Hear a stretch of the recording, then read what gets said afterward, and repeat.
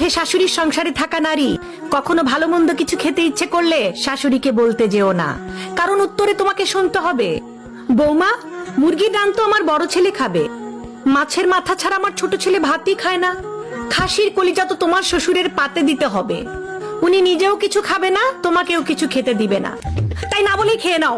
না না, কথা যেহেতু শুনতে হবে, খায়া একটু কথা শুনলে কিচ্ছু হবে না, কথা তো তোমাকে এমনি শুনতে হবে, খায়া না হয় একটু কথা শুনলাই, মানে রান্নার আগে মুরগির রানটা খেয়ে নিবা, আর রান্নার পরপরই মাছের মাথাটা খায়া ফেলবা, আর রানতে রানতে খাসির কলিজাগুলো বেছে বেছে খেয়ে নিবা।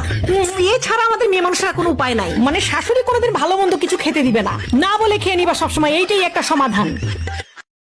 সুন্দর কাপল ছবি, উপরে ক্যাপশন লেখা মাই জান, আমার হেভেন, আমার বেহেস। আর এই ছবি তোলার পিছনে খেয়াল করবেন বউটা বা গার্লফ্রেন্ডরা তার জামাইটাকে কি লাগছে। কাছে এসে বসো, সোজা হও, আমার হাত ধরো, হাসো না কেন, হাসি কই গেছে, কোন মেয়েরে দেখে হাসি আসে, আমার সাথে ছবি তোলার সময় হাসি আসে না, হাসো হি।